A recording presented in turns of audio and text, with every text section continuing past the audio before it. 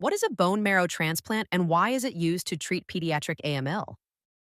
So bone marrow transplant, also referred to as a stem cell transplant, is a medical procedure that we use for patients with high-risk blood disorders and blood cancers. When we use this for high-risk blood cancers, like certain cases of acute myeloid leukemia, we use this procedure twofold. First, to give very high-dose chemotherapy that otherwise would destroy their ability to recover their blood counts afterwards, but also to give this new bone marrow and a new immune system.